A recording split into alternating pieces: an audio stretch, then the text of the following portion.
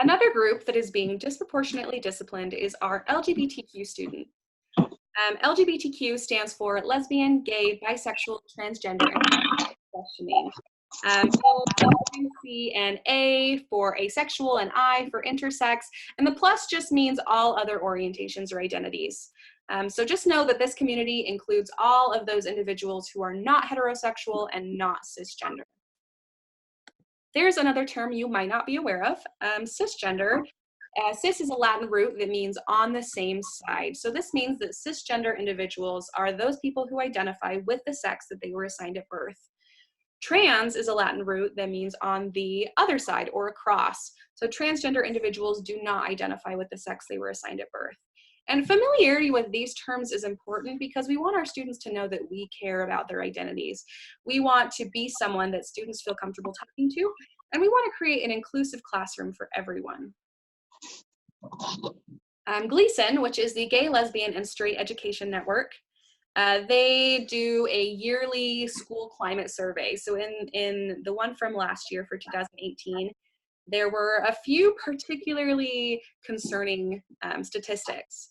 59.5% of our LGBTQ students reported feeling unsafe at school because of their sexual orientation. Those who experienced higher levels of victimization were 3 times more likely to have missed school in the past month. They had lower GPAs, and they were more likely to get disciplined in school. These identities overlap with those racial and ethnic identities. So that relates back to our intersectionality. We see that white LGBTQ students are less likely than all other racial or ethnic groups to feel unsafe or experience victimization because of their racial or ethnic identities. And African American LGBTQ students are the most likely to receive suspensions or expulsions. So this statistic that we have up on the screen right now, 59.8% of the LGBTQ students who were not planning to finish high school said that a hostile or unsupportive school climate was a barrier to graduation. So this is a huge concern. We want to create an environment that helps all of our students succeed, and no one should come to school feeling unsafe. So something to consider with discipline. Kids are observant, and they know when they're not achieving what they're expected to, or when they're not doing as well as the other kids. And this can be frustrating and embarrassing, and it's related to lower self-esteem. And a 2010 study discusses this in terms of school disruption. And that's not to say that disruptive behavior should be ignored or that this is an excuse, but it really reiterates the need to consider these additional cultural factors in discipline and in determining what is going to be an effective intervention on an individual basis. So let's jump into talking a little bit about multicultural education. There are a few different kinds of multicultural educational approaches. We're going to talk about 2 of them. The first one is the multicultural festival approach. This is what I really saw a lot growing up. It's where we celebrate different cultures by sharing their foods and holidays and festivals. And it was usually right around Christmas time. So we would talk about Hanukkah and Kwanzaa. And, you know, these things are fun and they're exciting.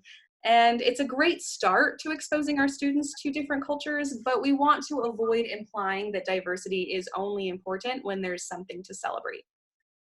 So we want to take all the great things about sharing those celebrations and just add a little bit more. We're going to be talking about content-focused multicultural education, which focuses on consistently including material about different groups. So before we jump into the curriculum, let's look at the goals of multicultural education and what we hope to achieve. So the Encyclopedia of Children's Health outlines some goals that I think are really great. The first one is each student must have equitable opportunities to achieve their full potential.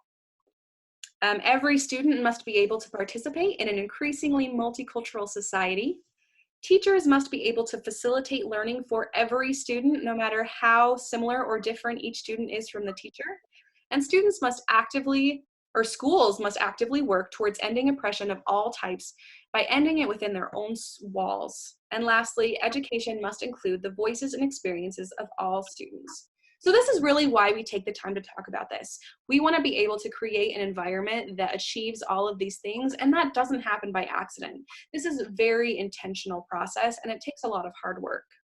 So let's talk about some different dimensions of multicultural education. They are content integration, knowledge construction, equity pedagogy, prejudice reduction, and empowering school culture. These were developed by Dr. James A. Banks, and he's really the forerunner of multicultural education. He has a lot of great resources and content out there, but this is what he's determined as the 5 points and 5 steps to achieving an effective multicultural education. So the first one, content integration. So this is really the extent to which teachers are using materials and examples from a variety of different cultures and groups. So this is very base level multicultural education. It consists of including people like Marie Curie and Frida Kahlo and Malala and Frederick Douglass when talking about history and current events.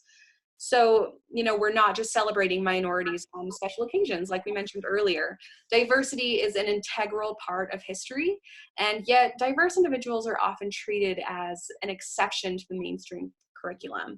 So to achieve this first step in multicultural education, we're really making a conscious effort to include diverse individuals in our lesson materials. The next step is knowledge construction. So it's just not enough to simply show students different examples, although that's a really important and fundamental part of multicultural education. But we also have to teach them how to understand and think critically about the material. So this is where we help students grapple with their own biases and learn from different perspectives. So Dr. Banks talks about looking at the type of language that is used in textbooks and unpacking that instead of just taking it at face value. Because words have meaning, and it's usually indicative of some sort of underlying assumption. So for example, he talks about how textbooks might refer to westward movement during the colonization of America, but fail to acknowledge the experiences of the Native Americans who were already there. Or when they are mentioned, it tends to lack nuance and it's very brief. So again, they're an exception to what is often taught as the most important parts of history. So take the time to acknowledge that with your students. Help them be comfortable asking questions and thinking critically about what they read. Why did the authors choose to include or leave out certain pieces of information? How can we understand more than one point of view? Next is an equity pedagogy. Dr. Banks says an equity pedagogy is when teachers modify their teaching in ways that will facilitate the academic achievement of students from diverse cultural and social class groups. So when talking about multicultural issues, we often hear the word equality, but many researchers and advocates for social justice use the term equity instead of equality. So what's the difference? There's a quote from the Interaction Institute for Social Change that says all groups have access to the resources and opportunities necessary to improve the to improve the quality of their lives, and differences in life outcomes cannot be predicted on the basis of race. We could also include gender, sexual orientation, or any of those diverse groups we talked about earlier. So equality really centers around this concept of sameness, and that's really great in theory. But remember how we talked about privilege and how some groups are systematically oppressed? So having the same opportunities doesn't make up for that setback, and they'll still end up being behind in the long run.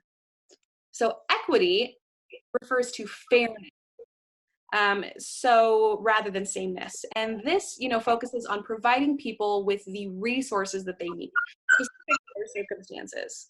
So this image up here is one of my favorite pictures that demonstrates this concept.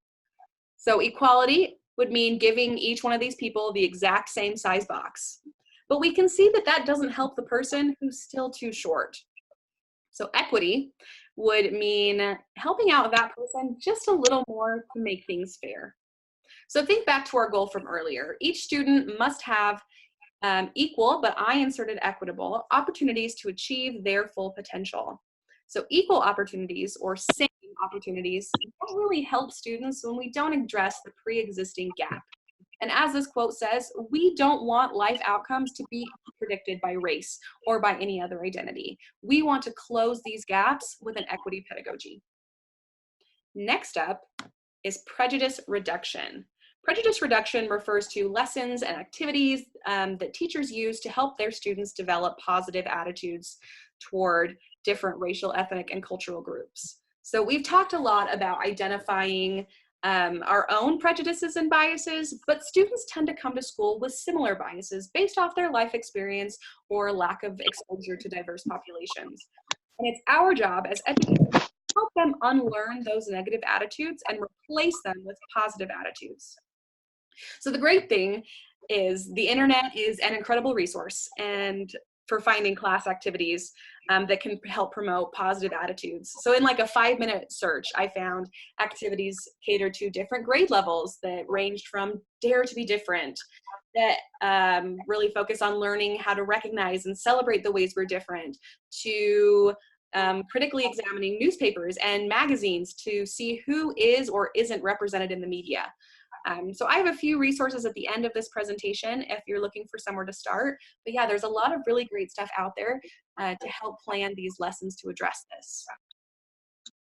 And something to consider is that the first time you have these conversations, it'll probably be awkward.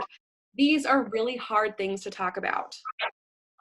And I think sometimes people feel like they have to be an expert, or they have to, or they just feel like they don't know how to talk about it. And my advice to you is to just start. Just start having these conversations, because the more you have them, the easier they'll be. And don't be afraid to say, I don't know. Researching and learning together can be a really valuable tool for building trust with your students.